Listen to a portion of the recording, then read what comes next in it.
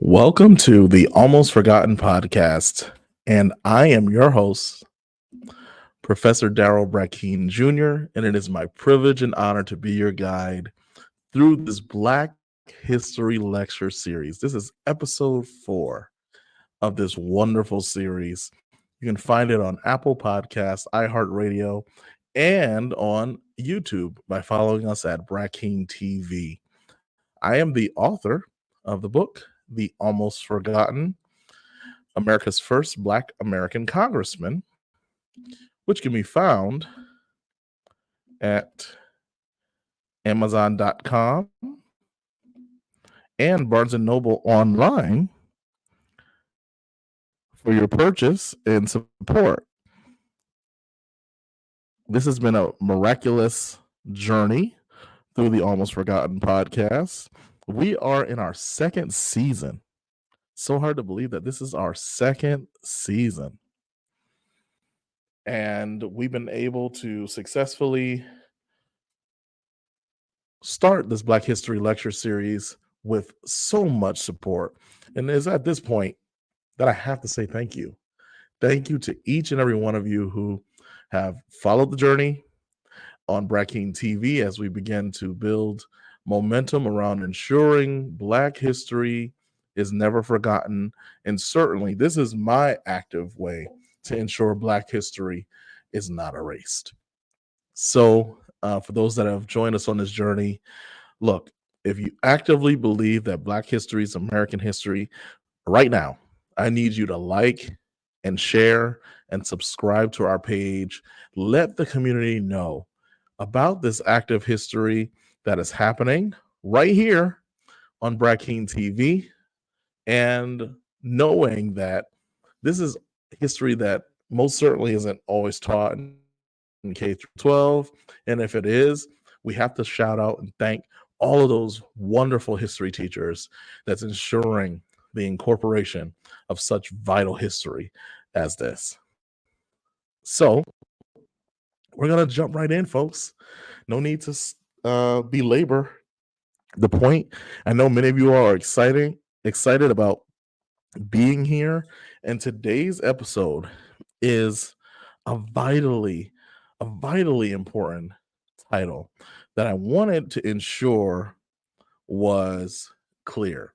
It's when the African kings arise. So today we're going to highlight 3 kings who rose to the challenge. They had their successes, and some had their ultimate failures, which unfortunately ends up in their ultimate demise. But the one thing that we can say is that they absolutely, unequivocally pushed back on the enslavement of African people. And they were able to successfully, and sometimes not so successfully, ensure the strategic diplomatic results of something most remarkable. It's when the African kings arise. So we have to introduce some characters to the story, some antagonists in particular, that often get highlighted from a very interesting perspective. But I need you to see them as individuals who were on their own personal journeys of essentially trying to find and take natural resources from a place in a land that was not their own. And briefly, we introduced an individual by the name of Paulo Diaz de Navales. We also highlighted an individual by essentially the backing of the Portuguese kingdom to invade, kidnap, and take away the natural resources of the land of Africa. In particular, we'll see an entryway from the western shore towards the central-most part of Africa. Paulo Diaz de Navales is known as a Portuguese explorer. I would say that he was a successful pirate. And a pirate in the sense that he had an insatiable curiosity to discover, not just for the sake of discovery, but to discover for the sake of conquering and ultimately enslaving of many African people and taking the natural resources from the land that was not his own. Of course, he didn't do this by himself. He did it alongside with the Kingdom of Portugal, as well as the Catholic Church, in particular, Pope Nicholas V, who we already reviewed in a previous lesson. Actually, how did I forget this? You should stop right now if you have not seen episodes 1, 2, and 3, because you won't absolutely know what I'm talking about. There's no way you could know at this present point because we've laid the foundation for our understanding of the context and the players. In particular, you'll hear me use the word systematic racism. I don't want you to be triggered or charged because there's a really strong understanding as to why I'm using that framework.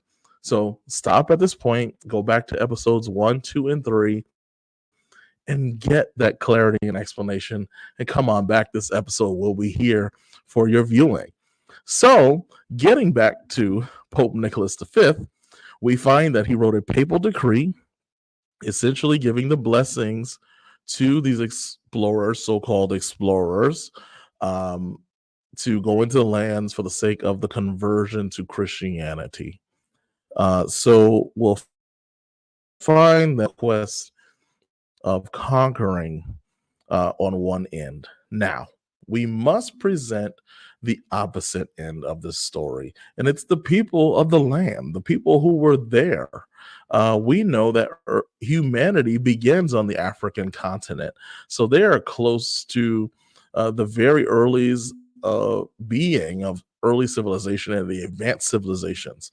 These were not people who were clueless. These were people who were technically trained and educated and had a strong understanding in terms of diplomatic policy and treaties, in which we hear the arising and the raising up of our first king for today.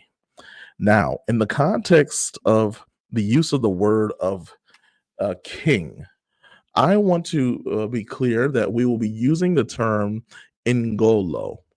Ngolo is the title for king. And when we get to queen, and yes, there is a queen, we will use the term Nzinga. All right. So we are now going to find our place in Central Africa in the kingdom of Ngando, which we know as present day Angola. And then we will find next to the kingdom of Ngango is the kingdom of Mantamba. And we will understand the historical dynamics and the connections between the Portuguese colonizing and creating what essentially becomes the Kingdom of Congo. You'll hear this in multiple contexts, and sometimes it's confusing depending on the source that you're reading. So you should know that officially it becomes the Kingdom of Congo under the rulership of the Portuguese leader Alfonso I. So that we have that clarity in mind. So let me introduce you to our first king during this story. The first king that we're introducing to this story is Ngolo Kia Samba. Ngolo Kia Samba ruled over the kingdom of Ngando, and he created a centralized political power that was to be rivaled amongst many nations and kingdoms during this time. He was a very wise man and very sharp in terms of diplomacy and treaty making, and even the development of alliances of local tribes and kingdoms and combining them. And essentially, they all have a seat at the table at his kingdom, of course, under his rulership. Now, you should know that African tradition is vitally important, and that the raising up and the understanding of ancestry and ensuring that honoring the ancestors and the traditions that they had before them is vitally important, which is the reason why I sit here today, raising up and ensuring that our ancestors and the traditions of heritage, integrity, and bringing down that forward knowledge into the present moment is vitally important. So you should know his kingdom had a slew of historians and trained individuals. Now, in his quest of ensuring the expansion of his own kingdom, he got ahead of the Portuguese explorers in their coming to the African continent, and they went to the Portugal government through the Catholic Church. The Catholic Church had sent priests ahead of the missions of the explorers to set up uh, for conversions and missions during this place. And they were able to send a group of young people to be educated by the Catholic Church and understanding many of the educational translations. And they eventually began to convert.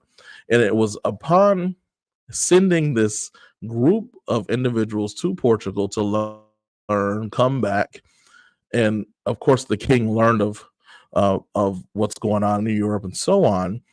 He strategically makes the kingdom convert to Christianity very early on because he gets wind that the papal decree is seeking to convert individuals into Christians, and as part of this conversion, enslavement could be done.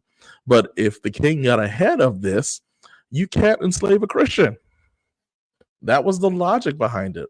And it was great strategy.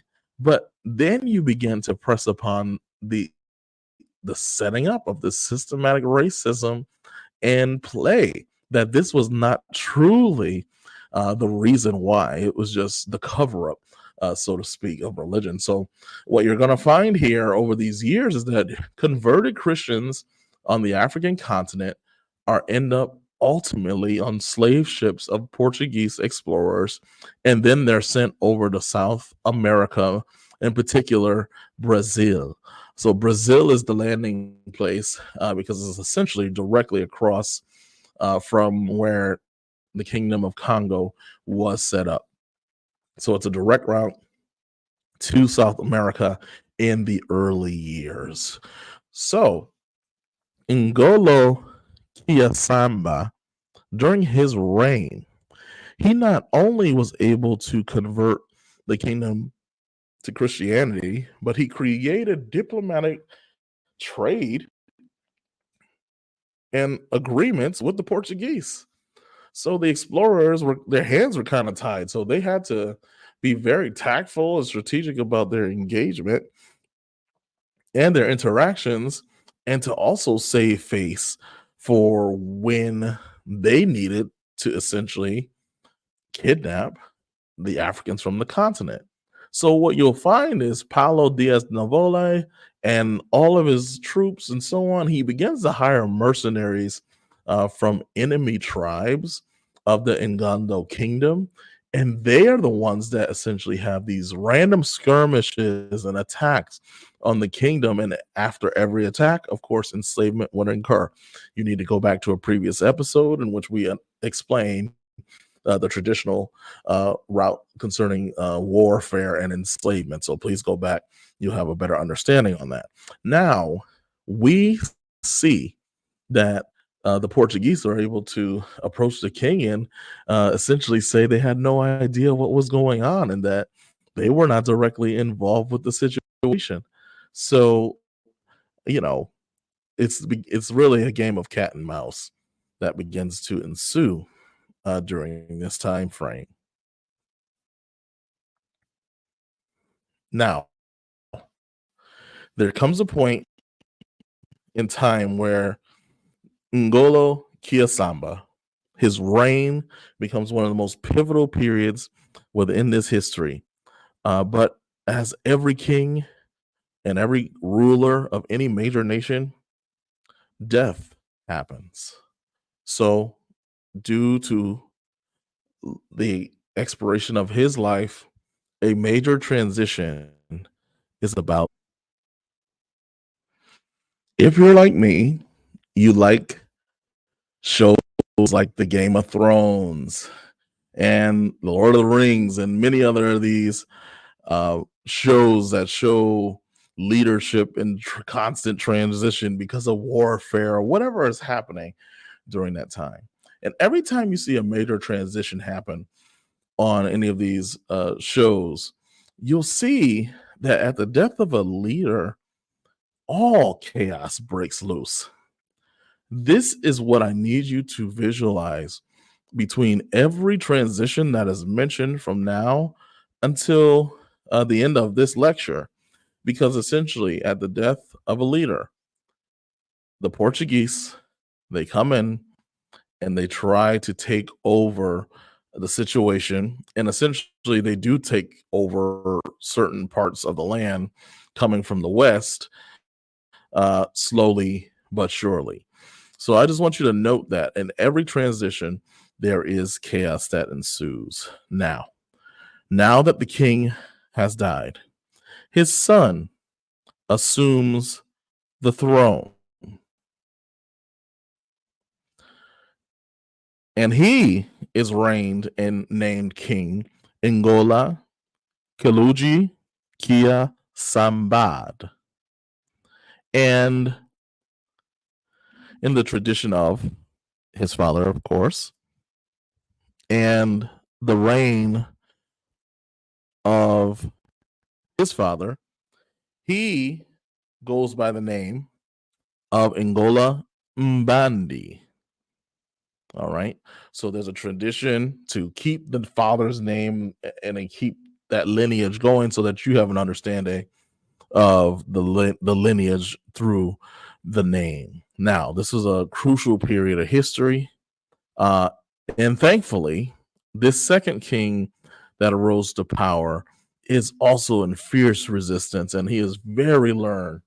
And he paid very close attention to the reign of his father, that he was able to not only sustain what was established, but advance further in the development of alliances and treaties with local tribes and the incorporation of additional kingdoms, which also means additional people power in terms of the weapons, in terms of the military prowess. And what I actually wanted to mention about weapons was the traditional weapon of the Ngando kingdom was that of the battle axe.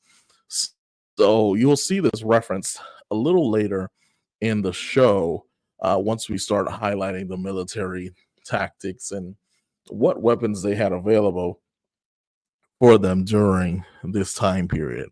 The traditional weapon for the Ngando people was the battle axe. Therefore, under the reign of Ngola Mbandi Kujilanji, he continued to ensure that diplomacy and the resistance of the Portuguese ensued.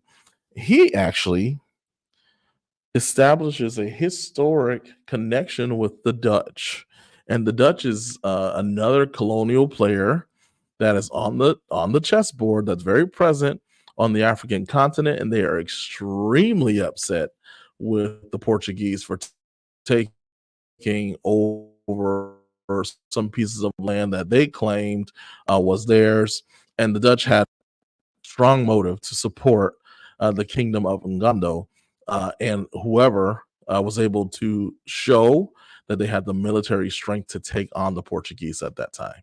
So this was a very smart diplomatic move.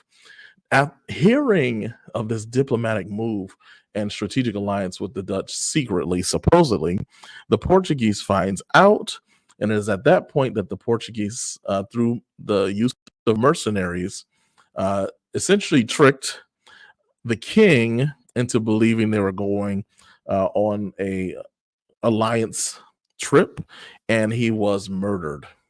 And of course, internally, there were suspicions about people that had a seat at the table with strategic alliances because, of course, they wanted the throne from him. But this particular Angola had a son and two daughters, and the son and and one of the eldest daughter would essentially be at his right hand during most of his reign. Even in their childhood, they were very present. He had them very close and ensured that they were at every very important meeting, and they met everyone they needed to meet in order to be successful in case of a transition, even at their young age. And we will highlight them shortly. But Ngola Mbandi Kujilani is probably the last male leader that was able to sustain the work of his father, and not only sustain it, but expand it. Now, of course, after his murder of the traitors, the throne traditionally is passed down through and to the son during this time.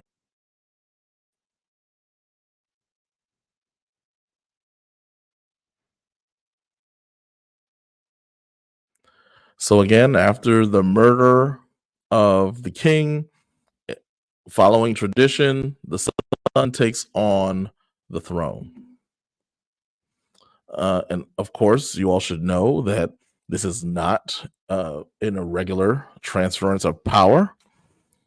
This is the way that many cultures across the planet Earth had dominated in terms of the patriarchal system and the passing down of one son to the next. So, this is simply following a cultural tradition of patriarchy that far existed this time period. So, when this son, however, took the throne, yes, he was aware of many of the situations that were at hand, but he did not follow the leadership of his father, Ngola Kilobo Kia Kansenda. And that created a problematic situation. So essentially, you'll find that his leadership was very short because the Portuguese essentially came into the kingdom and took over the capital because of the divisions of the tribes and the many nations and the backstabbing that had just occurred. And of course, the son ends up in exile, leaving his sister actually on the soil of the country. So he essentially abandons his position, and as a result, uh, and because of the shame of it all, he ends up committing suicide while in exile. Therefore, leaving the throne to the one who would become the first queen of a great dynasty, and they would refer to her as Nzinga, which means queen. Her name is Nzinga Anna, and we will reserve an entire episode because she's that great. We're going to reserve an entire episode to Nzinga Anna because her story and what she does is vitally important to the continuance of the expansion and the resistance of Africans and queen of major location of Central Africa. So this has been the Almost Forgotten Podcast, the Black History Lecture Series, episode 4.